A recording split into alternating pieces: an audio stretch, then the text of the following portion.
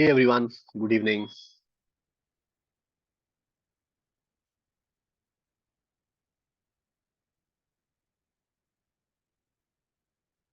Just give me a minute while I'm setting up the things.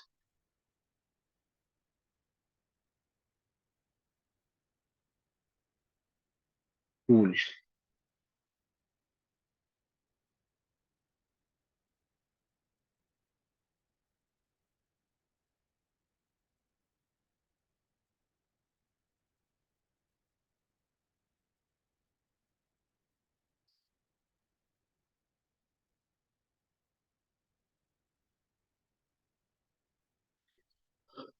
cool. So hi everyone, we are going to start a new top, not a new topic, but I'm going to continue the topic that we have left yesterday.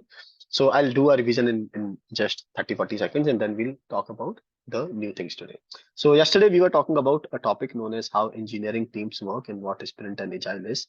So we have gone ahead and talked about three things: Git and dev flow, we Git and developer flow. When we talk about agile and sprint, then we got talk about creating predictability. And today we are going to talk about working with engineers. So yesterday we talked about what is Git. It is nothing but a version control system. When you are going ahead and developing something as complicated as software, as important as software, you have to make sure that you are able to go back in time, do some edits, undo and redo things. Okay, in Windows and Mac OS it is easy, just you go ahead and press some kind of keys when you were, but when you talk about bigger softwares out there, you need a way, you need a software which will help you do the same. So Git is a system that helps you create the version control system and also make sure that so many people, like thousands of developers, can go ahead and work on the same piece of software. And this is the example that I have shown you. And this is what GitHub does. It will go ahead and help you create copies of the code, and then you can go ahead and edit them separately and make sure that these do not have any kind of conflicts. And also it helps you set up a process so that you are able to go ahead and test different kind of things, test separately on a development code base, staging code base, and production code base. This is how the release goes. This is the development code base.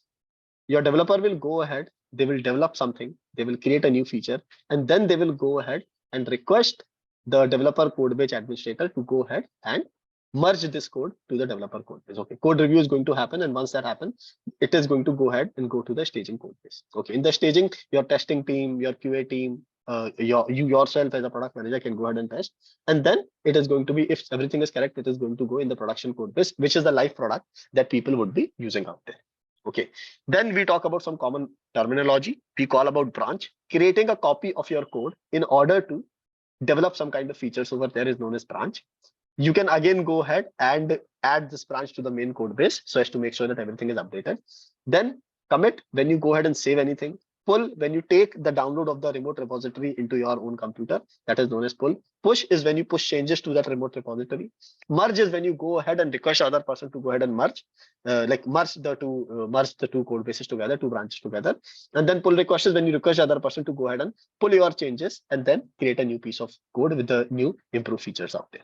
Okay, I've also shown you like an example of how Facebook has done with React. And then this is done. Then we talk about GitHub. GitHub is nothing, but they have taken Git and put it on the cloud.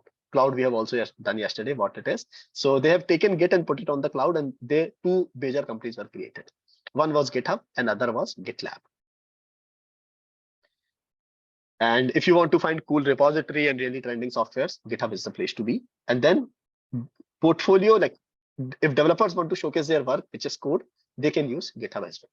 Okay, so most of the time in the resume of developers, you are going to find that a GitHub link is always there, almost always there. Okay, then we talk about sprint. Most of the companies in the world, most of the development teams in companies across the world are adopting this agile practice. Scrum is a method to go ahead and adopt agile. Agile is you go ahead, you rather than talking about having like a concrete set of requirements or concrete set of process, agile is about understanding to customer quickly and being very agile. Agile as in you are able to change very quickly.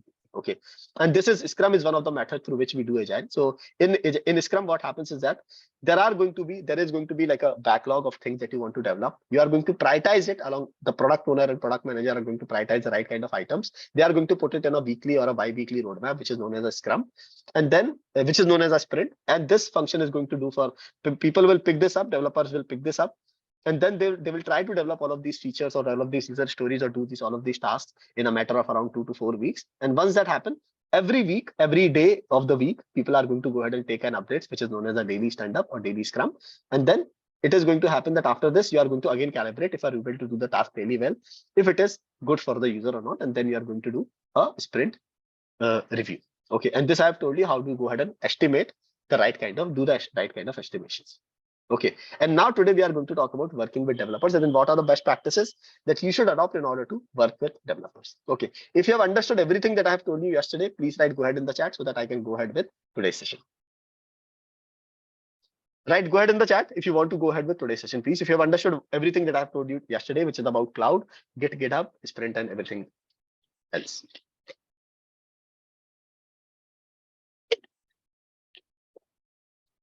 Cool. So now we are going to talk about 5 important things that you need to know in order to work well with developers. Understand, developers are your one of the most important stakeholders.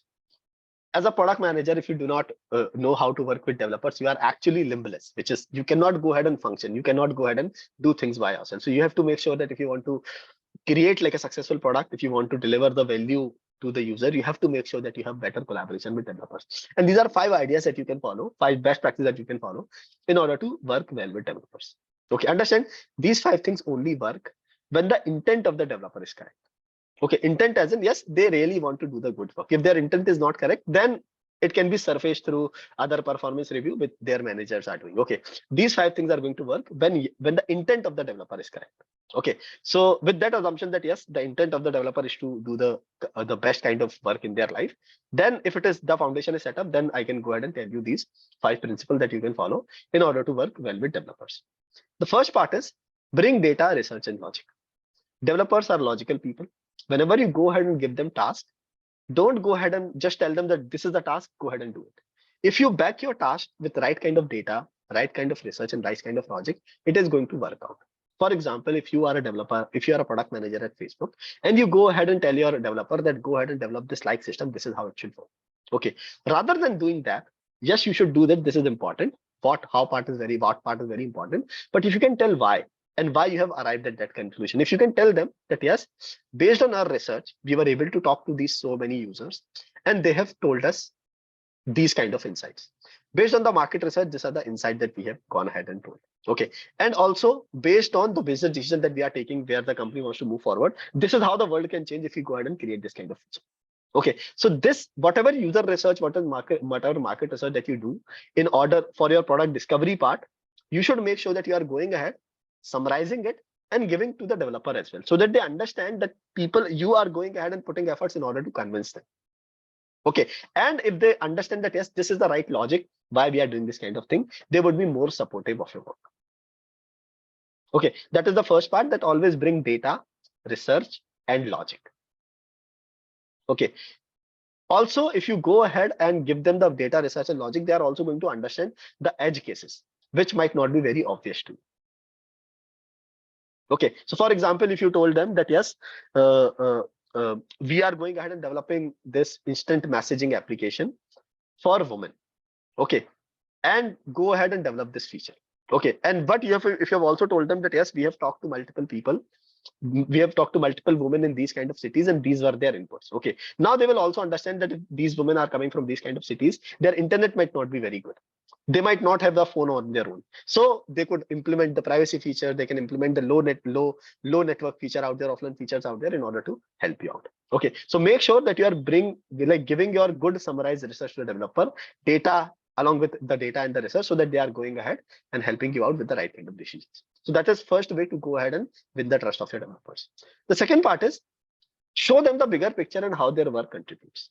Okay, so most of the time, that as I've told you, that product managers are only giving like a very short-sighted picture to the developer. Just go ahead and do this, and this release or this sprint is complete. Do not do that. Okay, try to show them the big picture. How do you think this, whenever you have written, like whenever you write a PRD, you would have written that yes, why we are doing this, how this is helpful to the user, how this is helpful to the business. If you can show the same to the developer as well, that is what is going to excite them the most, that yes, this is how the bigger picture changes. For example, the like button on Facebook, it looks like a very small thing, but it has actually changed the entire world. The Reels feature, it only looks like a copy of TikTok, but now it is one of the most revenue making devices, revenue making properties for Instagram at this period of time. Okay, so show them the bigger picture, show them the business understanding, show them the user understanding, and they will be willing to go ahead and follow your instructions or follow your vision, to use a better word. Okay, and then always remember this one thing, which is like every senior product manager tells, but it is very difficult to follow this, especially if you are coming from a tech background, which is the third part is you are responsible for what and why and not how. Okay, so as a product manager, you have to discuss with, you can go ahead and tell why we should create something, okay, and what we should create. But how part, as in the technology, the algorithm, although I have told you some of the parts in the Tech 101 itself, but it does not mean that you are going to go ahead and enter the territory of a engineer out there. Okay, so always make sure that, always keep this like thing concrete in your mind, that you are not going to talk about what and why. You are not going to talk about how, but you are going to talk about what and why. Okay, why we are building something and what we are developing. The how part should be leave to the engineers. Even after that, if your engineering team is making suboptimal solutions, then there is a time to bring more competent people in your team. Your job is not to go ahead and code and tell them how to do this particular algorithm and all. Otherwise, you are going to become inefficient, because this itself is an important enough problem to solve. It takes a lot of time. So do not enter into the how territory of a product of a engineer out there. Okay, then give them problems. You will mostly end up with better solutions or a committed developer. Okay, so engineers are problem solvers. Okay, go ahead and give them problem, that yes, our competitor is having our competitor is able to go ahead and provide the latency of their solution is actually only 100 milliseconds, and we are offering it at 200 milliseconds. How can we go ahead and reduce this? Okay, if you go ahead and give them challenges, as in yes, and not even this specific challenge, if you can just tell them that our experience is not good. Okay, can we guys figure out what is the problem? They are going to go ahead and do the dog fooding. They are going to understand the user feature, and then they are going to throw the solutions at you. Okay, so you should be a curator of problems. Okay, they should be your chat GPT, and you should be the person who is using chat GPT. Okay, they are going to give you such wonderful solutions out. Okay, just throw problems at them, and most of the time they are going to turn up with solutions. Okay, definitely which solution is good or not, that you have to decide. You are the manager of the product. You are the responsible for, you are the one who is going to decide whether it's going to go in the product or not. But they can also go ahead and give you some kind of solutions. And also understand, if someone believes that it is their own solution, it is their own idea, they are more likely to pursue it even when the things get more difficult. Okay, so give them problems and do not just throw instructions at them. Okay, and the last part is go well with engineering leads, engineering managers. Okay, understand, you as a product manager has limited face time with the developer. You do not know about their personal goals. You are not having frequently one-on-one with them, because their reporting manager is someone different. It could be a CTO, engineering manager, HD3, or tech lead, or someone else out there, right? So you do not know about their personal goals most of the time. Okay, so what you have to do is, and also if you go ahead and throw research data and logic to every engineer that you work with, it is going to take a lot of time, and you have to convince a lot of people. Okay, so what you should do is you should align well with the, so for example, you are the PM team, and then there is an engineering manager who is looking after so many engineers. Okay, so if you go ahead and build really good relationship with this particular person, with all of these things that I have told you, then you are going to go ahead and function better as a product manager. And also understand, this person, engineering manager, CTO, they have the technical capability. Okay, they are the reporting managers of these people, so they are going to trust them even more and follow them even more. You have to align better with them. Okay, now, and the question is it applicable to technical? Yes, it is applicable to technical product manager as well. Okay, technical product manager is not equal to an engineering manager. There also, even if you are a technical product manager, you can help people in order to help them understand like what are the architectural decisions that they can take. But do not try to enter into how. Okay, do not try to enter into how. Yes, it might be possible that in a generic business product manager or a growth product manager, you are 100% into what and why. As a technical product manager, maybe 20% you will get into how, but still what and why are your major responsibility. For an engineering manager, the what and why would be around 30%. So Maybe I'll rough all of this up. Just give me a moment. Yes. So in case of an, maybe I'll take a different sheet. Just give me a minute, guys.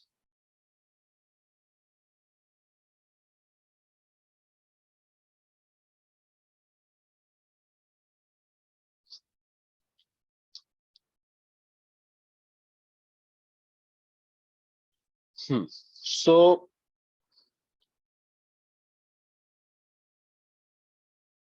there are two parts: engineering manager. Then there is technical PM. And then there is generic PM, business PM, growth product manager and all. Okay. Although understand every company follows their own path, I am going to tell you what is the ideal path and what most of the companies are likely to follow. Okay. So engineering manager, 30% business because they are going to understand about the business outcomes as well. They are the leaders. Okay. And 70% tech team, talking about how as well. Okay, that yes, how do we manage people? How do we take certain kind of architectural decisions? How do we make sure that we are taking the long-term decisions? Okay. Okay, so because engineering team, they need a leadership. Engineer manager is going to be that leadership. Second is technical PM. They are going to be 70% business and customers and 30% or 20% working with the tech team and also dipping their toes into the how part.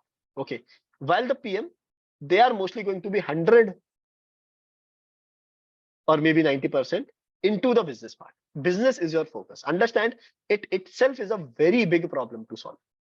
Okay, if you have solved that problem, then find more problems rather than going ahead and jumping into the how. If you think something is not getting done correctly, you can go ahead and provide the feedback to the developer, or even better, you can build that cadence with the engineering manager. Just make sure, okay, that you are having like this constant touch up with the engineering manager, so that you are not losing out on and you are not afraid that yes, team is not working on the right kind of path. Okay, so your alignment with engineering manager or the CTO or anyone who is leading your engineers is most important, because why? What happens is that if you try to decide who is the developer who is going to work on the same, if you try to decide how they are going to do it, then you are going to make a lot of mistakes, and then there is going to be a rift between most part of the rift is going to be between you and the engineers as well, and then you are going to see that the team is churning and so many problems are happening. Okay, so an engineering manager should go ahead and decide these things and then how it should be developed and who should go ahead and develop it, because they understand what is the bandwidth of these people. They understand what their goals are in their life, because they are doing frequently one-on-one with their reportees. Okay, Satya has a question. Business parts cover strategy. Right. Business parts covers two parts. Okay, what's in it for the customers and what's in it for the business. Okay, and in the business we have strategy, we have execution, we have goals, we have OKRs, and we have so many things out. Then that is the responsibility of a PM. Okay, so tell me everyone, if you are able to understand the 5 things that you need to know that you should follow while working with engineers. Bring data research logic, show them the bigger picture, give them the why. You are responsible for what and why and not how. Give them problems, you'll most likely end up with better solutions, and then go well with engineering leads and engineering managers. Now tell me yes or no if you are able to understand all of these 5 things that I have told you. Everyone please. Everyone please. Dharya, Prachi, Preeti, Satya, Siddharth, Sitara, Shiharsha, Ayush, Vek. Ankit, I have a question. It's the 4th point is give them problems, you'll end up with a better solution. So is it so like I have a problem, I myself being a PM will define a solution for it, and maybe after discussing with the development team will land up to some different or some modifying the solution. Is it so? No. So what I'm saying is, understand there are different kind of problems. Okay, even if you have already decided like a very concrete solution, if you have like things with you have already decided something and now you are coming with developers just to go ahead and just to take their opinion, and you are not going to act on that particular opinion, that is not going to work. Okay, here the point number 4 says that you should involve them early. So when you are going ahead and creating that concept doc, try to make sure that you are involving them early, even in the discovery phase. Okay, so that they can give you these kind of outputs. Otherwise, what will happen? There is going to be a constant tussle, as in you are already coming up with solution. Now you are throwing a problem at them, and now their solution and your solutions are fighting. It is better to get these inputs as early as possible. Okay, got it. Thank you. But be willing to listen, even if you think that it might happen that when you give the final work to the developer, they can tell you that maybe we can do it this way. Okay, so consider that. It might be possible that they are right or they are wrong, but you have to consider it, because understand, sometimes it might be possible that your first thought was not correct, or sometimes it must be correct that the developer is utterly telling you nonsense. Okay, but you have to consider that and acknowledge that yes, you value their feedback, so that you are creating a good culture of people who are also giving their own idea without the fear of getting judged. Because how we do is we provide our own solution and later we discuss with the developer in which way it can be done, or if there are any technical hurdles. Then yes, so, yeah. So understand, if customer problems you are discussing with the developer, you have to discuss them very early before you fix onto the wireframes and all and other things and all. Okay, but if you're discussing about technical things only, as in for example, we want to go ahead and make sure that when people are trying to share for example, you have a mobile app and you want to share the referral link with everyone out there. Okay, so how should the particular sorting algorithm will work, which will show you all the context, whether we should show it or not, whether we should ask for a permission, these kind of things, these can be discussed later, like the very minute things out there, but minute things out there. But the important things, such as what are the problems of the user, how do we solve this problem, if you want to involve developers there, which you should do it very early. Okay, got it. Thank you.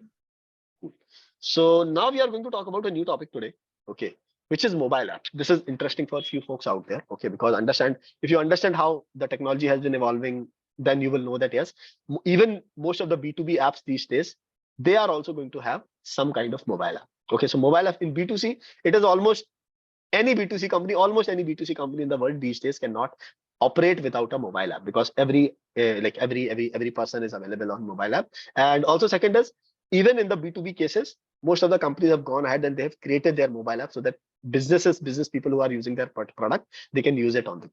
Okay, so mobile apps are very important to our economy, and as a product manager, most likely if you have a career, like a long career, someday or the other you are going to end up working for a mobile app as well. So you should understand from a technical angle, what does it takes in order to manage a mobile app. Okay, so yes, how many of you here know anything about mobile app development? You can write no or yes in the chat, both work. Even a brief idea would help.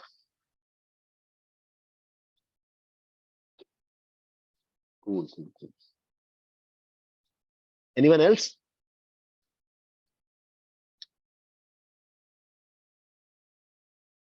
Cool. So I'll tell you about mobile apps. Okay, so these are the 3 points that we are going to discuss today before we wrap up. So the first point is why mobile apps are different from web-based apps. Okay, because creating web-based apps is a different thing, while when you are creating a mobile app, you have to go ahead and consider different things altogether. The second point is we are going to talk about what is hybrid, native, and cross-platform, because this is one information that you as a product manager should know, or maybe you as an entrepreneur should know. And then the third part is how does the mobile app release cycle looks like. Okay, so these are the major differences between a mobile app and a web app. The first difference is devices are more diverse than browsers. What it means is when you are creating a website or a web app, it is going to be operated on where? It is going to be operated on Chrome or Safari or maybe Microsoft Edge or maybe a couple of more browsers. Okay, 60-70% market Chrome will take. Okay, 60-70% market Chrome will take. So as a developer, you do not have to go ahead and be meticulous about how this is going to look in this particular device. But if you are an app developer, you understand. Can you guys tell me in the chat which phone you are using, which model and brand that you are using? Quickly in the chat if you guys can tell me. OnePlus 7, okay. OnePlus Nord, OnePlus 7. S22 Plus, yes. iPhone 11.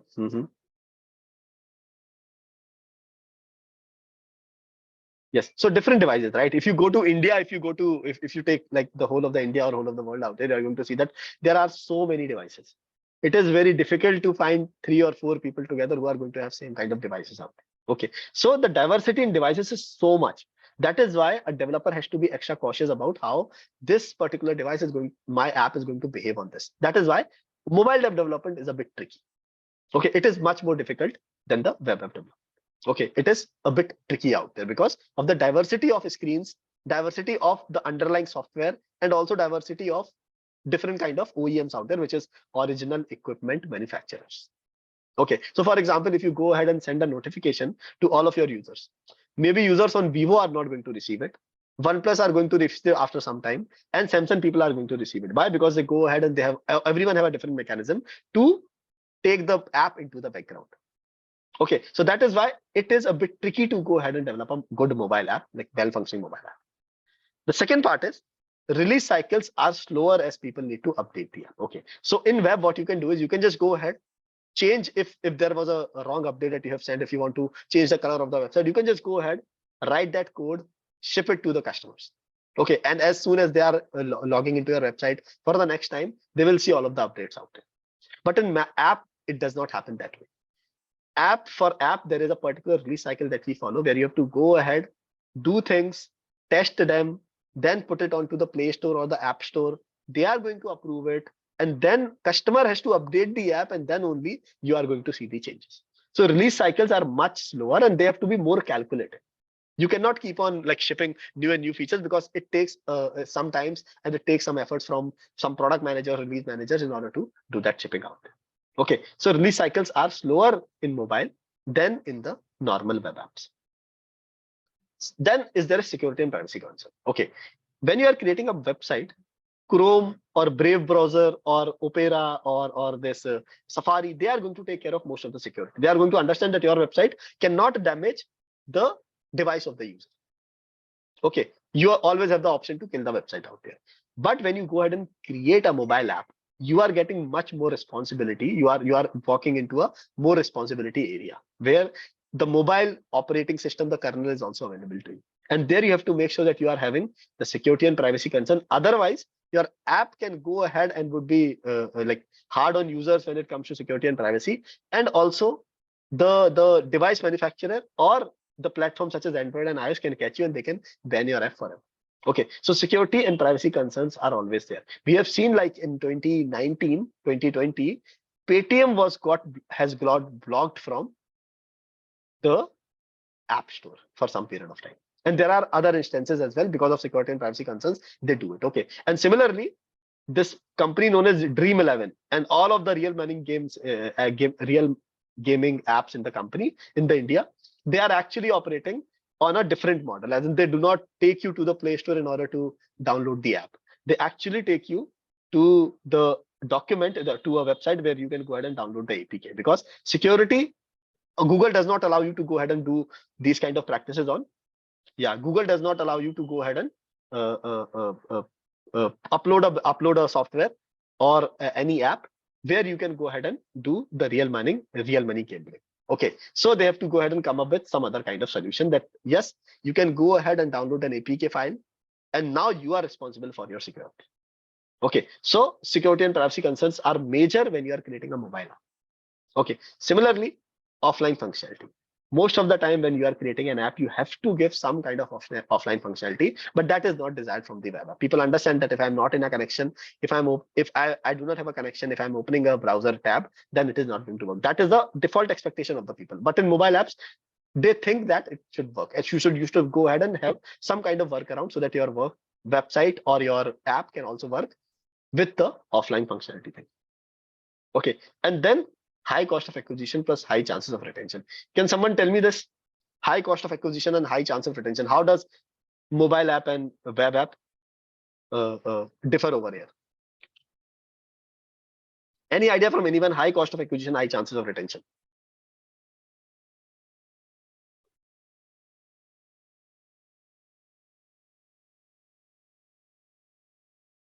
Yes. So what happens is that whenever you are trying to get the user to download an app, through an ad or through some kind of campaign, it is difficult for the user. Why? Because they have to go ahead, they are scrolling on their Facebook, then they see your ad, they have to click on that ad, then they are going to go to the Play Store, then they are going to understand what is written about the app, then they are going to go ahead and install the app. After that, and installing is going to take a couple of minutes, then they have to open the app, then they have to sign up, and then things are going to happen. So this is a long journey. Okay, so onboarding takes time. Like it is, and that is why people have to pay high cost to these marketing companies such as Google and Facebook in order to get their app to be in the device of the user. On the different side, like if you look at the different coin of the side of the same coin, you are going to see that since it is difficult for user to go ahead and onboard themselves, they are more likely to keep the app. They might forget about the website after some period of time. Okay, but since the app is there in their product, they are going to have better retention. And also understand, every feature does not need to be, every product does not need to be an app. Okay, if your product is something which I'm using maybe once in a year.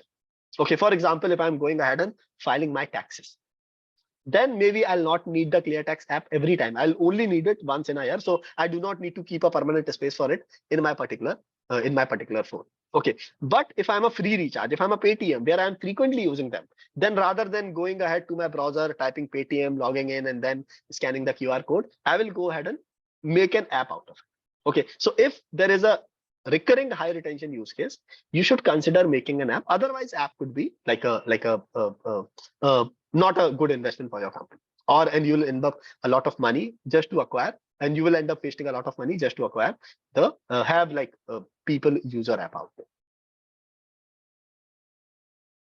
Okay, so yes, so can you guys tell me an example of one more business where making an app does not make sense? Any example of business where making an app does not make sense?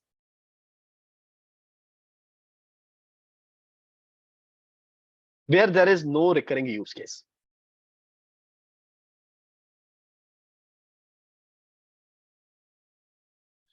Renting bike.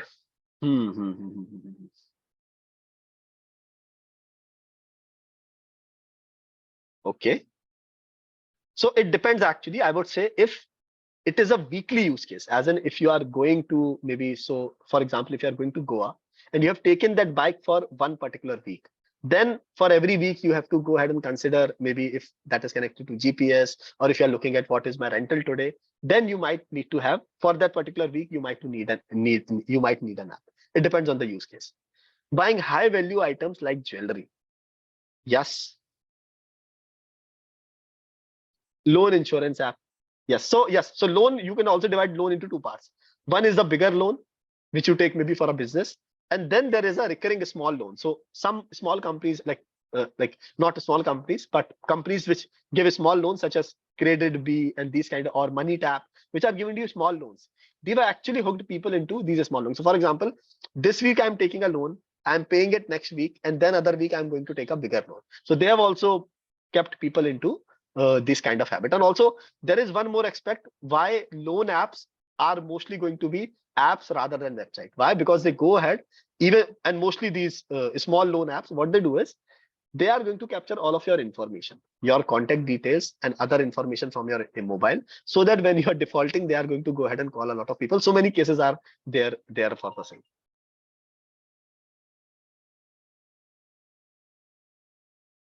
Yes. Emergency services app. Yes.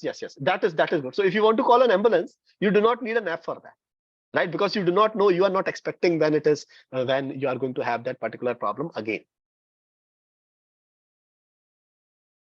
Real estate property sell purchase apps. Okay, this is very interesting. Okay, so understand, whenever we go ahead and purchase real estate and something else, okay, you have to understand the customer ratio. Okay, so whenever I go ahead and looking for rent or looking to buy a property, that whole discovery, that whole research is going to take 1 week to maybe more than 1 month. At that period of time, I will not go to the website. Maybe I'll go to the website, but if it is an app, then that is better for me. That is why you are going to see that most of these players, all of the the real estate player, they have some kind of apps, because they understand that the decision making takes 1 week to around particular couple of months, and they want to be the first person that you should go to. So if I have installed the 99 Bricks app, I will not go to a website such as housing.com in order to check it. I'll maybe go to 99 acres in order to find the home out there, in order to complete my research, because the research is not only, it does not take a couple of minutes, it is going to take a lot of time. Cool. Yeah, I think these were really interesting examples. And any app which requires web login to use specific features, such as any example, Prachi, because understand Gmail also requires a web login, but you can do it through mobile as well. No, there's recently I've opened a bank account in Standard Chartered Bank. So I always use their mobile app. But I asked the customer, customer service person, they forcefully said me to log into the web portal to use few of the services. Example, to download such things require web. So Yes, mobile. I think that is because of their because they cannot execute it. Yes. And sometimes this is good, and sometimes what happens, the use case is good, that there has to be a frequent use case. Sometimes, as in the case of loan apps, there are some features that only a mobile app can offer you. On the website, you cannot go ahead and crawl the context of the user. You cannot take all of the media images because it is going to go ahead and crash the website. Okay, you cannot create like very good AR, VR, that augmented reality and virtual reality experiences out there. Okay, so all of these things which require some more power from the mobile, which require some native functionalities of the mobile, those are going to be spared only for companies which are going to go ahead and use mobile apps. There you have to go ahead and develop a mobile app. Yes, for video KYC. Right. If it is only one time, then you would not need a mobile app, right?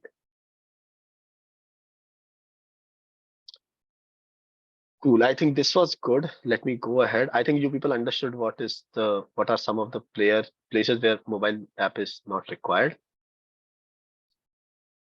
Cool. So now these are the differences.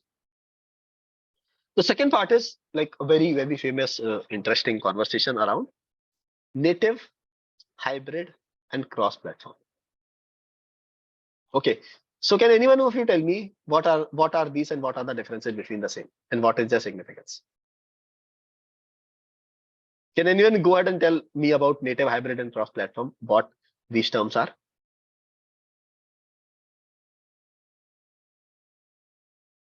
Shivam, you want to go ahead, or Satya?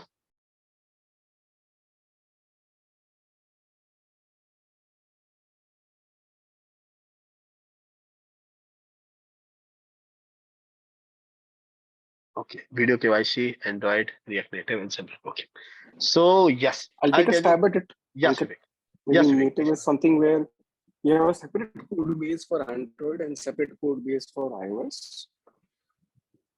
Hybrid is where you have apps where you have a native component as well, and maybe a web component as well, which is similar across both the platforms. And cross-platform is something which is where I think the code base is similar across most of the code base is similar. Only some bit of code base is actually very customized to the OS. Right. Correct. So yes. So I'll tell you like that is in the completely correct direction. So I'll tell you that there are 3 ways to develop a mobile app. Okay, understand, I have told you so many complications about mobile app. Okay, there are so many complications. So the technology is not fairly simple. It is not that someone can go ahead and next they decide that I want to become a mobile developer and they are going to go ahead and become. Okay, so there are so many intricacies in required to which you need to understand before talking about any kind of managing any kind of mobile based product. Okay, so mobile apps could be created in 3 ways. The first way is cross-platform. The second way is hybrid. And the third way is native. Okay, so native stands for that all of these operating systems, you talk about iOS, you talk about Android, there is some kind of code that is built to natively work with these. So if you want to go ahead and create an app that is very good performing, that is using all the power of the operating system, which actually operating system is really built to talk about, okay, which has a very good relationship with the operating system, then you are building on native. The issue is that first of all, native development is not easy. You have to know different languages in order to develop these apps. The second is, if you are developing a native app for iOS, that code you cannot use for an Android app. You have to have 2 development teams and 2 versions of the app. One is going to work on this and one is going to work on this. Okay, so that is something that is known as a native app, and two technologies that are used. So if you are looking to create an Android app, you can go ahead and develop it in Kotlin, and you can develop it in Java. Okay, these are two languages that are available to you. While if you talk about iOS, then two are available to you, which is Objective-C and Svelte. Okay, so now you have to have a team which should know both of, like two teams, one should know this language, one should know this language, and then they will go ahead and create these two apps, which generally it gives you the good performance. But what happens is that you are going to lose on time, or you are going to lose on money, because if you have to like take two people in order to do one person's job, then you are going to go ahead and you have to spend a lot of money. Okay, so that is the native development. You go ahead. There are like few technologies which work really well, almost natively with these kind of with the operating system that you are working with. Okay, these are known as native solutions. Apart from this, we have second. Okay, here what we do is hybrid is actually, it is not as high performance as the native is. It is not written in the core language Java, Kotlin, or Swift, or Objective-C, but still it is written in such a way so that you can have only one code base where you can write the iOS code, where you can write the Android code, like the same kind of code, same kind of logic, same kind of everything, and you can create two versions from the same. Okay, so one person or one team which knows the hybrid development, they are going to work on the same, and then they can go ahead and make sure that same code is working on Android and same code is working on iOS. Okay, so here you do not need multiple teams. The performance is also very good. As compared to native, it is not very good, but yes, it is up to the mark. Okay, and here also, but the learning curve is there. Learning curve as in someone who is going ahead and creating website, they cannot go ahead and develop a hybrid app. They have to learn something new. Okay, and also there are some things that are only available in native that are not available here. For that, you have to go ahead and do a plug and play. So hybrid applications also help you go ahead and make sure that some part you can develop in native and some part you can develop as a hybrid. Okay, so that is hybrid. The third part is, the example of hybrid is React Native and Flutter. Okay, React Native is by Facebook and Flutter is from Google. And then we have cross-platform. Cross-platforms are these days, cross-platforms are not very popular. Okay, they were very popular from 2013 to 2018, 19 out there. These days, React Native and Flutter had been over the market. But I'll tell you what cross-platform is. It is about whatever you use on an internet.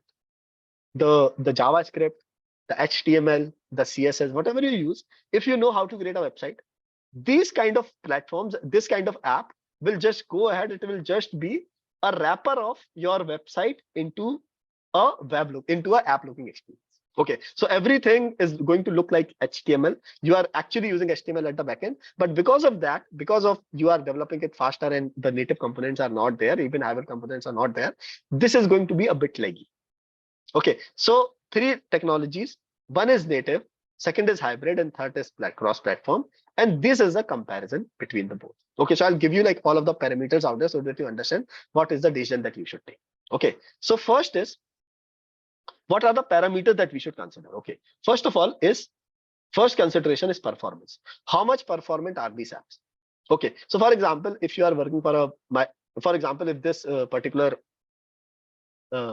if you are looking for performance as in the app should work really, really well. It should be fast. The interaction should be good. The UI should be very fluid. Okay, if you are looking for these kind of things, then native is going to give you the highest performance because it is actually built to work best with that piece of operating system. Okay, cross-platform is going to give you medium default performance, that if you only use the solution out of the box, then you are going to get medium performance. But you can always go ahead, if your developer is good, they can tweak it in order to make it a really almost a native performance. Okay, it has recently happened with Notion. Okay, so I think initially they were into React Native, and very recently they have moved to Flutter, which offers much more optimization. Okay, so initially, like I think 6-7 months ago, if you used to use the Flutter, the Notion mobile app, it is going to take a lot of time. But now they have made it much faster by using the Flutter native component. Okay, so it gives you medium performance out of the box. If you can tweak it, it can also become like semi-high performance, not as good as the native one, but good enough to work. And then we have hybrid. In hybrid, because we are doing a lot of sacrifices in terms of code and all, the code is actually not built for that. It is only a wrapper. That is why the performance is going to be less, and the system is going to lag a little bit. Okay, so this is that these days it is very rare to find the hybrid apps. Okay, only like very small businesses are going to use the same. The second part is time to market. So understand, as a business, if you are a product manager, yes, performance is important for you, customer experience is important for you, but time to market is also important. We have been talking about agile, we have been talking about jobs to be done, we have been talking about lean framework, we have been talking about getting feedback and improving on the same. So here, time to market is important. What is time to market? How soon can you go from an idea to execution working product out there?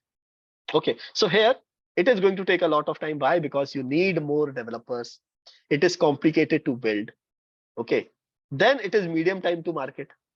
You have to go ahead and work around, like you have to learn this technology in order to develop this out. Okay, and it's not very simple. Okay, and third is, it is fastest time to market. Even if you have a full stack web developer, they can go ahead and create an app. Okay, so this is fastest time to market. Then there is stability. This is highly stable. Okay, why? Because it takes a lot of time. There is a lot of testing that these things offer you out of the box out there. That is why it is mostly highly stable. So bigger companies such as Airbnb, such as this company known as Facebook, they are going to use mostly the stability part. React Native was initially used by Airbnb. They were like the poster boys who are of companies, big companies which are using React Native or hybrid mobile development. But recently they have also shifted from React Native to the native development environment out there. These are stable. These are, yes, not very stable as you compare them to native, but yes, very fairly stable. Most of the apps you are going to see, I think Instagram is built in React Native. Okay, and then the third part is hybrid. They are least stable because you understand you are already doing a lot of compromises. That is why they are going to be least stable. The UI is going to be buggy at some point of time. And also there are so many things out there. For example, if you want to access the contact book, okay, if you want to access the gallery, there are no out-of-box solutions. You have to go ahead and tweak code in such a way so that you are able to go ahead and take that input out there. You are able to use these functionalities. Okay, so if you want to use any native functionality such as gyroscope, such as camera, such as the wide view angle, such as the front camera and the front camera and the back camera at the same time, or other things that your operating system offers you, that your mobile offers you, then you need to have a native. Otherwise, or most of the time, most of the features are available in stable in the cross-platform as well, while least number of native features are available in the hybrid app. Okay, and now the most important thing. Okay, so understand, as a technology person, performance is important for you. As a business person, time to market is important for you. Okay, but as a person who is a PM who has to look after both of the parts, this is the rating. Okay, so if you are just testing your idea, you do not know how it works, okay, then the suggestion is to go with mostly cross-platform, because this is going to save you time. It is faster than the native, and also it is not as laggy as the hybrid one, so that customers are outrightly going ahead and rejecting your solution. Because understand, in 2014-15 or 16-17, the expectation of customer from a product was different. While today these are different, because now they are more used to see the finished UI versions. Okay, so even if you are a small company working in like a small town of India, then also people are going to compare your product with Facebook, Instagram, YouTube of the world, because they have used these products. Okay, so this is going to be very high risk. Why? Because customers might not want it. So UX is going to be very low here, while here the cost is going to be very, very high. Okay, so you should ideally, most of the companies start from there. These days, you are going to find that Flutter and React Native developers are very much in demand. But after some period of time, you are going to see that these companies are going to eventually move into this. These days, it has become less because Flutter and React Native are catching up very, very quickly. But most of the time, if you look at bigger companies, they are going to use these kind of solutions a lot, because cost is not very much important for them at that period of time. So even if you are looking to create your career as a developer out there, if you are looking to work with startups, this is the way to go. If you are looking for working with big companies, then this is the way to go. Okay, now Vivek, open for question. Please go ahead and ask your question. Ankit, hi. Ankit, on the cross-platform bit, so I've at least come across in my organization where Flutter is being used, but some of the features are actually built on a mobile web view. Yes. So I wanted to just check with you. So I guess Flutter is a framework, right? What's the language that it uses? I guess HTML in all of It these, right? uses Dart. And I'll tell you. I'll tell you. CSS. That's a good question. I'll tell you how it works. I'll tell you how it works. Just give me a moment. Yes, just give me a moment where it is. So it's a very good question. Okay, that which languages do these people use? Okay, so understand in any okay, so there is a concept in any mobile app which is known as a web view. What is a web view? Web view is nothing but you go ahead and display a web page, okay, which is created in HTML, CSS, and JavaScript, like normal HTML, CSS, and JavaScript. Okay, so what cross-platform does is it is going to just go ahead and create a wrapper, okay, of a mobile app, or from the front it looks like a mobile app, but actually they are only using web views. Okay, in any cross-platform apps, so web view, consider web view is a web browser that is available to your mobile app. So HTML pages are uploaded over there and they can go ahead and move here and there. You are going to think that it's a mobile app, but actually it is like acting as a mobile browser. Okay, so now talking about cross-platform, what happens is that cross-platform has all the functionalities that you need, and every cross-platform plus native app, they also have an ability to push the web view. Okay, so in all the cross-platform and native, you can still use HTML, JavaScript, and all of the technologies out there, but they are going to show it through a web view. Okay, that is the difference. And the second thing is, which language does these cross-platform apps use? Two examples are React Native, and second is Flutter. Okay, this uses JavaScript, or I would say this uses JSX, a slightly different version of JavaScript, and Flutter uses Dart as a language. Both of them are easy to get started for any newbie out there as well. I hope that answers your question, Vivek. So what you're saying is that WebView can be called in any native app or cross-platform app, but they use JavaScript as the code base which can be used across both. Correct. Idea with and also understand is that. Yeah, tell me. No, please go ahead. Yeah, so the hybrid was the hybrid that we are talking about initially. They are only web view, while with cross and native, web view is also an option. So partially, some things can be native, some things can be a web view in both the apps. Yes, one other question that I have here is that when you are actually building an app, so how does hybrid differ from this? So in hybrid, the whole app is actually a web view. Is that the differentiation? Yes. Correct. And hybrid you can never is only have a web view. native code base at all. Yes, you can have, but that is very tricky. And most of the times, it is going to lose support after some time when the operating system is getting updated. Okay, got it. But if you have to, so I mean, why would somebody not go for a native and have something which is, let's say, web view, considering you have the option of that as well? Cost and time. Okay. Cost and also like expertise, as in we have seen that if you go ahead and look for any React Native open position on LinkedIn or any particular place out there, you are going to see that position is actually open for more than a month ago, because there are not actually a lot of developers who are going ahead and knowing all of these things. There is a very large amount of gap in the market, and I have seen this happening with many companies. Okay. Yeah, Shivam, you want to ask something? Ankit, can you please navigate to previous slide? Okay, just give me a moment. This one, right? Yeah, previous one. I guess there is change of heading required here. Hybrid on the left side and cross-platform on the right side. Why do you think so? Because as we spoke in the previous slide, I mean, what I understood is cross-platform is that Cordova INF framework and just on the HTML, CSS and No. I So think I hybrid am is this. confused or Yeah, okay. So you are confused. Here we have placed it on the third end. And here the diagram is different. Okay, so here we have used 1, 2, and 3. Here actually it is 1, 3, and 2. okay.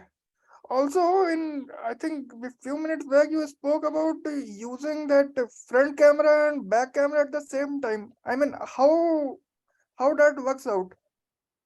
How that works out, Zedin? I mean, how that works? That using front camera and back camera at the same time. You're talking about the use case or how it is going to work in this particular condition. No, use case. Not in There this are context. yes. There are many use cases. For example, if you're a blogger, okay, so you want to make sure that whenever you are creating the videos out there, you have the other person as well and you have yourself as well. Right. So there are so many applications that are created these days, which will allow you to go ahead and use both of the cameras out there. You want to show your face and you also want to show what you are looking at. Okay. No, So I was many use not cases aware are. about it. This Yes, is a yes. possibility. Yes, Okay. yes. Cool. So yes, now the last thing we are going to talk about is one yes. small question here. Yes. So on the native, so while native had come across very prominently because you could use the native features of the phone, like you could use a camera, you could use contacts, etc. Right. So in the cross-platform and hybrid, so even considering the technology is advanced, all of that can be used, or they can't be used as yet. Yes. So in cross platforms, it could be used, and React Native and Flutter, they are catching up very quickly. Okay, in the last couple of years, they have catched so much that almost all of the features that native can offer you, these people are also go ahead and they are also able to offer you. Okay, but couple of years ago, they were not able to catch up, and they were just developing the new things were coming, and they were not able to develop, and operating system was very evolving. But now the community has gone so large that even if Android is like updating a new feature today, they are going to make sure that Flutter is getting updated tomorrow. Now the only difference is the money and the time to market. Everything else. Yes. Correct. Similar. Correct. And also it also becomes like, for example, it gets up tricky as well. That yes, you are having two development teams. One is working on this, one is working on this. If someone iOS team has gone ahead and they have lagged a bit, then you will see that there are two versions, one on Android, one on iOS, and then they have different kind of features. So that also occurs a problem. But these days, if you are going to find a funded company, most of the funded company, they are going to use native.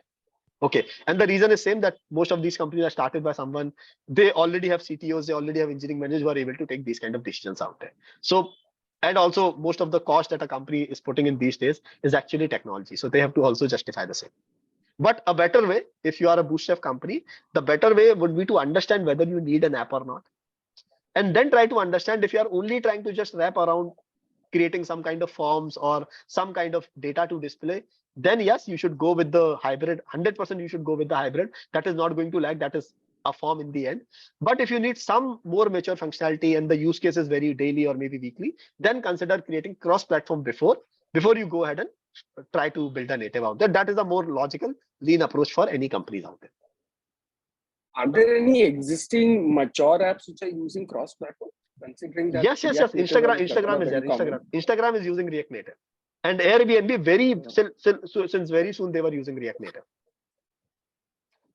And I think for Flutter also we have a few examples. I think if we could search top Flutter apps, I think we will have a lot. Yeah, Google Ads is built in this. So it is there. Yes. So many people are going ahead and using it. So yes, and there is also one interesting story that Facebook, when they launched their app in 2009 to 2011, they launched the app as a hybrid app. Okay, which was actually a web view. And they faced so much backslash because of this, that there is actually a video from Mark Zuckerberg that he has accepted that yes, this was the biggest tech mistake that I have done in my life, that I have gone ahead, the company which was mobile first company, daily use case, I have gone ahead and rather than spending on native app developers, I have gone ahead and built it into a hybrid app approach out there. Ankit, I have a question. Yes. Cross-platform, we can, like, a wrapper of web can be done in the app. So can we do the same in hybrid as well? The wrapper of what? Web in the app. Yes. So hybrid is only web views only. Okay, in hybrid, you are having a website and that website is actually wrapped in a app. Okay, in like a wrapper of an app. While in cross-platform and native, you have an option to create a web view and put any kind of HTML over there.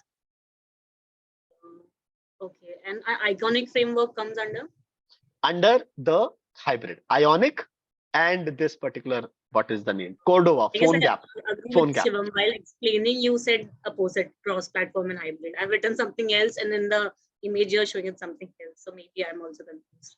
Okay. So maybe, so to clear the confusion, I'll tell you again. Okay, so you guys understand. First is native. Second is cross-platform. And third is hybrid. Native is your Java, Kotlin, if you are talking about Android, while this second thing is Objective-C and Swift if you're talking about iOS. Okay, these are highest in terms of performance, lowest in terms of go-to-market, like it takes a lot of time to develop, and also that is why they are also highest in terms of cost. Okay, the second is cross-platform, which is your React Native, which uses a language known as JSX, a slightly modified version of JavaScript. And also, apart from React Native, the other thing is Flutter, which uses Dart. One is by Facebook and other is by Google. Okay. In terms of performance, I would say they are at the medium level. In terms of go-to-market, also they are a medium level. In terms of go-to-market and also in terms of cost, they are at the medium level. But if you compare all of these things, most of the time, business sense makes a business sense to go ahead and do with this so that you are not sacrificing a lot on UI and also you are not taking a lot of costs and taking a lot of risk. And the third part is the hybrid, which is PhoneGap / Cordova, and it is going to be this this particular technology known as Ionic. Okay, here the performance is going to be poor as in depends on the use case. If you are only form and showing some images, that is cool. But if you are looking for complicated AR VR functionality, taking some native UI in consideration, then it could be a problem.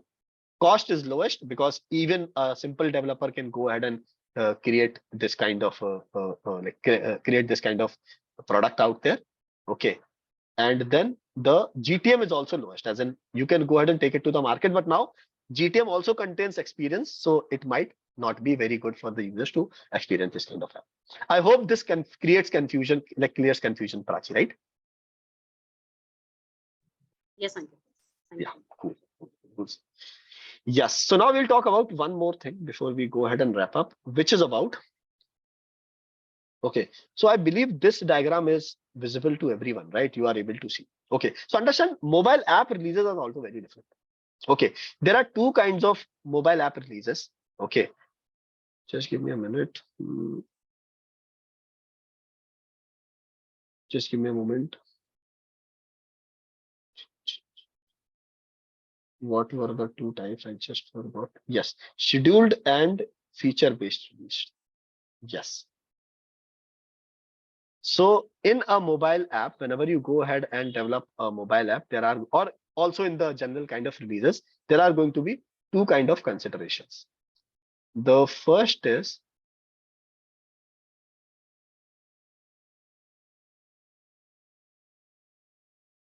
scheduled and feature-based.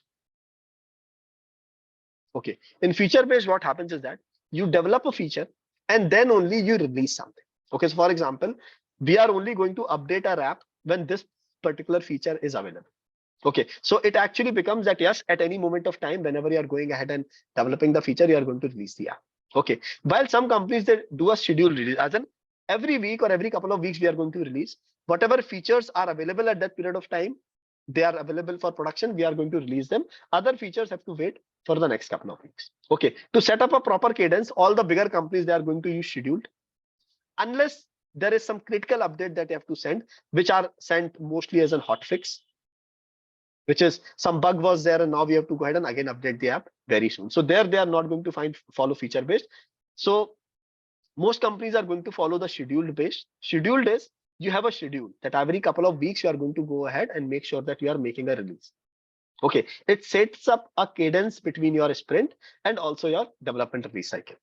While some companies also go ahead and follow the feature release, which is when we go ahead and develop something, then only we are going to go ahead and release the feature. So it might happen that if in a week you have created 3 features, you are going to update the app for the 3 times. Okay, and now why this is important in a mobile hybrid cycle? Because as I have told you that release cycles are different in mobile. You first have to go ahead in a web. What you will do is you will just go ahead and update the code. You are going to do CI/CD, like continuous integration, continuous deployment. Then it is going to be available for the users. Okay, you just go ahead, test it on staging, and then it is available to the performance, to the production model out there. But in mobile, what happens is that you have to go ahead and get approval from the Play Store. The users have to update it. Okay, so you go ahead and put some kind of sensible process out there rather than going ahead and updating whenever you want to. Okay, so this is the process that most of the companies follow, that you will go ahead, you have developed the feature, the sprint is completed, you have gone ahead and developed the feature. Okay, so first of all, the engineers are going to do the internal testing. Okay, it could be automated testing or it could be the testing that the engineers do on the functional level. Okay, they are going to test the features at a code level, unit tests. Second is they are going to go ahead and increment the version number. As in, yes, if the initial app was version 1.1, then we are going to go ahead and release app version 1.2. If they are updating an API, then they will also update the name of the API. Okay, then they will go ahead and create a release candidate. Release candidate is, this is what we are going to release.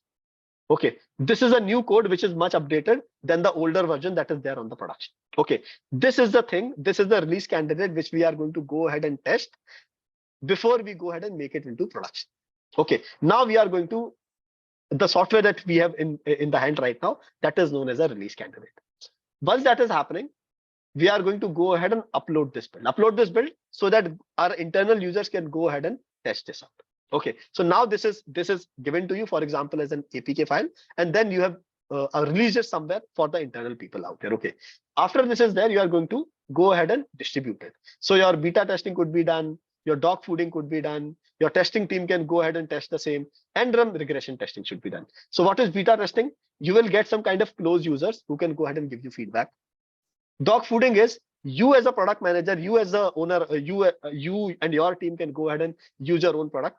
Dog fooding is a very important term, very popular term used in product management, which is about eat your own dog food that you create, which is use your own product before you release it to the people. Okay, and you'll be surprised by seeing that so many people do not do it.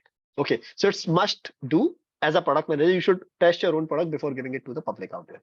And then regression testing, to make sure regression testing is about, if you are going ahead and adding new feature, that does not mean that features which were existingly working, they should stop working. Okay, so it is kind of some, I would say, some sensible testing where you go ahead and make sure that yes, this particular release is working fine and other older things were not going ahead and they were not breaking up. Okay, so for example, it should not happen that if you have included a new Google sign up on the app, then Facebook sign up had stopped working. And this happens very frequently, that because of one thing, other things are getting dwindled out there. Okay, so this is the regression testing. After that, if this is done, if this is not done, then what will happen? It will again go to the development and then other things are going to happen. The version is going to get updated. We are going to again test it again. If it is good, then it will be submitted to the store. Okay, then it will be submitted to the store, and then store will tell you that if there are some kind of things out, for example, if you have used some libraries which are outdated, if the app has rejected your app for some of the other reasons, then you again have to go ahead and make the changes, and then things are going to go ahead. Okay, and also apart from this testing, when the release occurs, you also have to come here. Okay, the stakeholders should also go ahead and test. If you are working for a fintech company, any company which has where the privacy issues are very much, you also have to get it approved through the compliances and the security team. They are going to do their security testing as well. And your stakeholders, such as if you have a CEO or a senior leadership team, they also need to check the app once. They are also going to check the same before you could go ahead and submit it to the Play Store. And then on the Play Store, if it is released, it is approved, then it is going to go ahead and get developed. And along with this, whenever this release occurs, you also have to make sure that you are sending this you are creating as a product manager the metadata, the release notes, and the screenshots. There, your marketing team and your design team can work together in order to create these things. You have to understand, iOS App Store is very strict about all of these things, that your release notes, screenshots should be in a particular format. Otherwise, they are going to reject, and then you have to face a lot of tussle. Okay, so this is how it occurs. In website, it is very simple. You just go ahead. This process is not there. You can just go ahead and do this. Okay, so the iterations are smaller. While here we have seen that it takes like from 1 day to, in some cases, it almost takes like a couple of weeks in order to get your latest build get uploaded on the get approved for the Play Store, depending on the app that you are creating. Tell me quickly, everyone, yes or no, if you are able to understand this release cycle. Yes, Ankit, by metadata, do you mean app title and app description and all of those things, or yes, correct. Yeah, it is the same. It is the same. So keywords that you are looking to put, any other information that you want to put, all of these things are going to come here. For example, if you go ahead and release any loan app in India, okay, which are giving you any kind of loan, not in India, but on the Play Store, then you have to make sure you have to give a calculation there to showing that, yes, if this is the example money, this is the example interest, this is what you have to pay every month to us. So these are some considerations which are given from Google and Apple, which you have to put together in your metadata. Okay, got it. Right, correct. And now it also this thing happened that sometimes, okay, for example, you would have seen that on some of the festivals, okay, what happens is that some, like mostly on Christmas, you will see that if you are opening some apps, there is like snowflakes that are coming from the top. Okay, then you also see that the theme of the app has changed. You have not updated the app, still the theme of the app has changed. It has happened very recently at Swiggy that a day before Holi, it was like, I think it was Diwali, yes. So on Diwali, a day before Diwali, it was like a simple plain app. While on Diwali, at like instantly, the app was able to go ahead and transform itself into like all like the diya was there, where the other kind of lighting was there, with which they were able to go ahead and change the entire UI even without updating the app. So can anyone tell me how does that happen? You are able to go ahead and update the app, update the code of the app, even without update the UI of the app, even without sending an update to the Play Store or the App Store.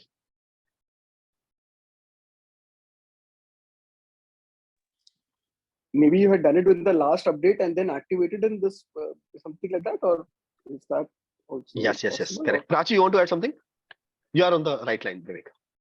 Maybe that's scheduled कि मतलब जब भी आप download करेंगे it is scheduled कि इतने time में there would be some recurring updates changes. Yes, correct. So there is a fancy name given to this, all of this.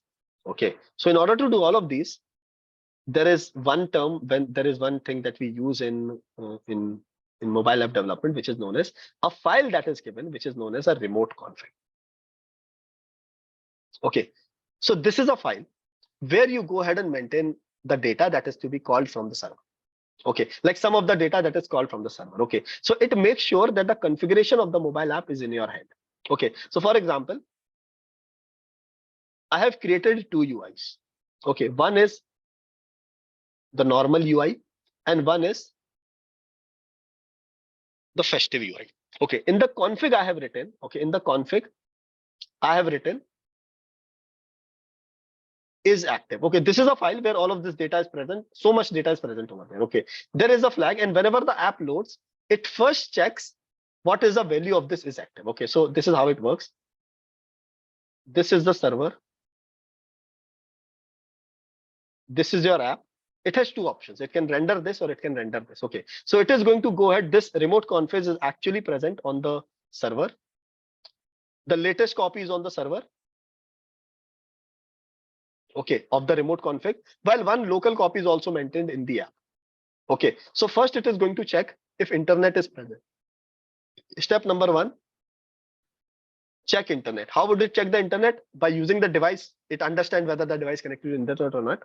Okay, if the internet is connected, then it is going to try fetch the remote config. It is just a file where some key value pair is maintained, like some data is written over there. Okay, some instructions are written over there. After this, it is going to try to fetch it. If it is fetched, then it is correct. If it is successfully fetched, then it is going to read the value from the remote as in from here, from the server. If it is not, then it is going to consider the local remote config only. Now it does not, now it will not no longer be called remote, because it is not coming from remote. So it is only going to consider it as remote, as a local configuration. Okay, so remote configuration or local configuration, it depends on if they are able to access that file over the internet or not. Okay, if the internet connection is not there, if the app is offline, they'll not be able to call it. Okay, and once that happens, in this file it was written that if the date is this, go ahead and do this, or they would go ahead and on the day itself, when there is Diwali or any festival, the product manager or other team manager will go ahead and on the day itself they will make is active is equal to festival, and app is going to check whichever one is active and they are going to activate the same. And when the day has passed, they are going to make sure that yes, and when the day has passed, they are going to make sure that yes, they will make it normal. Okay, and apart from this small functionality, there are so many other things out there. If you want to consider A/B test, things that you want to change on the app without the user having to go ahead and update the app, all of those are maintained in the remote config. Okay, so it makes sure that you have a connection with the app out there, and also there is a foolproof process so that the app is not going ahead, it is not crashing, because they always have a copy at the local as well. So do we put this remote config on the cache or? Yes, it's correct. So what happens is that we go ahead. First, it is going to go ahead and fetch the remote config. So there are two versions of remote config. One is actually the remote config, and second is the local config. It is going to fetch it from the remote config, from the server out there. Okay, and then it is going to take a copy and put it into the cache out there. Okay, you can, as a mobile app developer, you can decide the duration of that cache, that it should only be 1 week, 1 day, a few hours or something, so that it is not asking for it again and again. Yeah.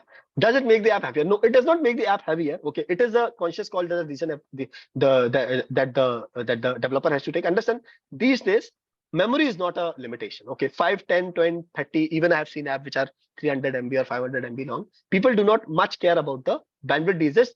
Definitely it depends on the use case, but it does not make it too heavier. But it also depends on how the developer has decided how they are going to go ahead and take care. Ankit, Yes. the file Yes, which is the config file is actually present in the database, which is there with the server, and from there it fetches. From there, no, it's on the file system. It's on the file system. Okay, so understand, this remote config, this is nothing but a file, mostly a JSON file, where you are writing information in such a way. Let me show you a real example of remote config. Remote config example.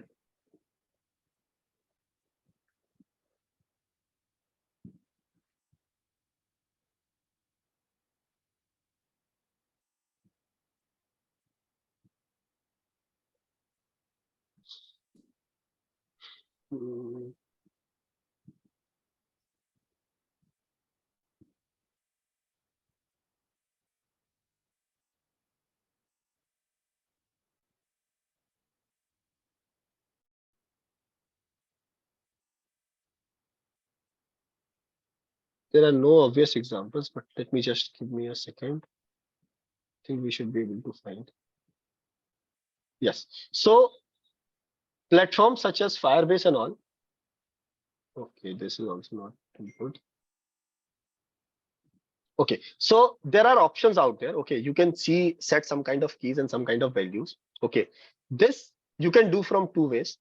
Either you can go ahead and create your own remote config.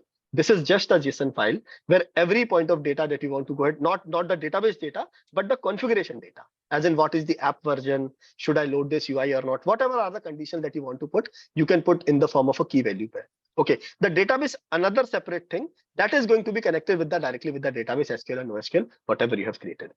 Okay, the second way is these players such as Firebase, or if you are going ahead and developing on any platform out there, like anything that you are using at a backend, they can also give you a drag and drop platform where you can define all of your parameters and key values of the remote config as well.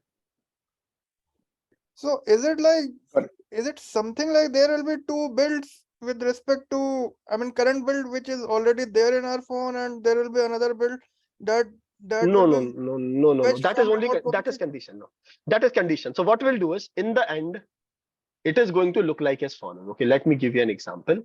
Okay, so understand this is just code. Okay, so it will just find that in remote config file we have. Okay, in this file we have written one element. Okay, the element is UI theme. Okay, and then its value is Okay, got it. festive and its value is maybe default. Okay, so what will happen? The developer would have written a code such as if UI underscore theme, they are getting this value from the remote config. Okay, is equal to festive, then display festive.xml. Otherwise, else display, put this condition out there and display the normal version out there. So this is already written in code, this is already built, and then it is sent to the person out there. So I guess there will be some from date and to date also in this remote config file.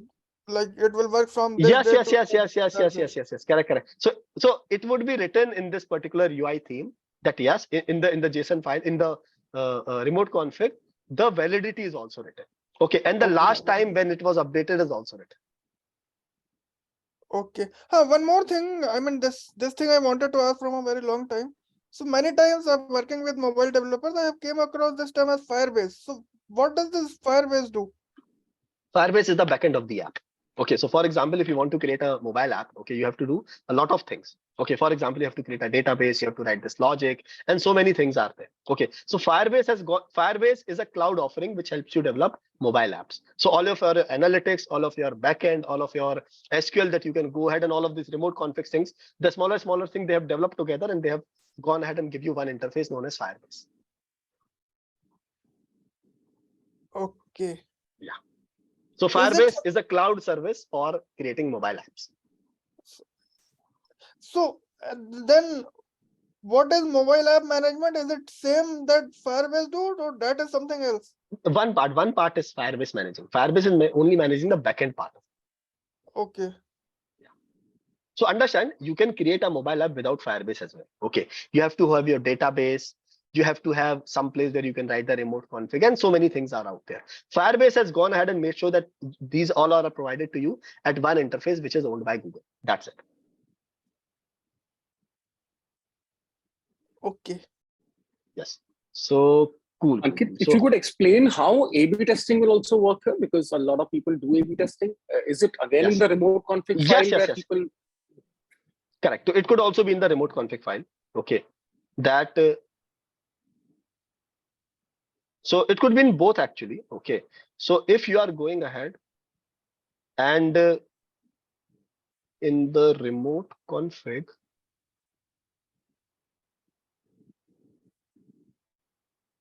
okay, you have mentioned that this is a test version. Okay, then this app is going to go. So there is a test version, as in on this version, you are conducting the A/B test with 2 new features. While this is like a real production, or I would say a stable version where you do not have to test. Okay, so if your mobile app, whenever it is loading, it is going to understand whether I should go ahead and show a test version, like a couple of versions which are there, or I should go ahead and show the normal UI out there. Okay, so it is going to understand from the same, because what happens is that you do not want to go ahead and do A/B test with all of your people out there. You are only going to check the 10% people folks out there. Okay, so then it is going to go ahead and show one version to other people, second version to other people, while other 80% of people, they are experiencing the normal app. Okay, feature A and feature B, and then you are going to collect the data, and whenever it is going to send the data, like usage data to any of your database or to your Google Analytics, you are also going to send the version, as in this is the A version or this is the V version out there. Okay, so that you can go ahead and take some decision based on the same. Got it. One follow-up question here. So Firebase has out-of-box A/B testing facility, I think. got it. One follow-up question here. So this part is understood. In A/B testing, actually, you can control which kind of users get the control variant and the Yes, test yes, variant. yes. Correct. That is So up to in that the is up to remote your control. config itself. No. So So do not how- do that. Yeah, do not do that in the remote config. Okay, because remote config, you tend to not write logic over there. It's only a key value pair. That's it. Yes. It's a These are key JSON value format pairs. file. Yes. So what you can do is you can just make sure that yes, you can get the data from remote config. That yes, for a version. So for example, for a version, this is the key value pair, B version and A version. Okay, and then you can write what are the conditions that you should follow over here, which is like user should be maybe 12 years old. They should be having maybe 3 years of something out there. Anything that whatever is a key value pair, you can put it down there, and then these values can be used in conditionals in the A/B testing in your mobile phone. So conditions should always be in your app, while Okay. all of the other things, such as these things like the constant parameters, they should be in the remote config. And if you need to include any code in the system, go ahead and include it in the API. That is I had connecting read the this front end to the article back end. when one of the I read this article in one of the big tech companies that actually changed the color of the CTA button, and it had contributed to certain amount of extra. So they would have written a code saying for these many people, make the CTA button this thing whenever the test config, remote config is on or something like that, and then my A/B testing begins. Right? That is how Yes, the yes. whole logic will work. Right? Yes. Understand? The logic could The differ. code The is logic, already because there to make it green and orange. yes. And also these days, there is one more update that Flutter has something known as live components. Okay, so these component can itself change. It is actually like a workaround with remote config and API only, but it looks like that it is actually the code is itself able to change on the front end only. So Flutter has Okay. something known as live components as well. Okay, so I can, by remotely, I can configure Yes. You can components of change. the You app can yes. You for a can certain change. set of users. Yes. Okay. Yeah, that you have to write in the API. That, for example, so what is an API? API will ask you for parameters. Okay, that what you want to send to this API. So in that API, what you will do is you will collect some data from the user that yes, this is the age of the user. This is the demographic of the user. I want to show them this particular thing. Okay, so you have got this information through an API, and from the backend, then you can send which UI to go ahead and push to that particular person out there, or which color should be the remote config in this particular case. That you can change. Okay, got it. Cool. So thanks a lot. I think we are done for today. Okay, so we have talked like briefly about mobile app development, how it goes, and we also talked about how to work with developers. Couple of things are more left. Okay, and we are going to have maybe concluding two sessions. It will more require. Then we are going to conclude these sessions. Cool. Thank you everyone. Bye. Take care, and we'll see each other very, very soon. Thank you everyone. Bye. Take care. Thanks, Ankit. Thank you. Bye.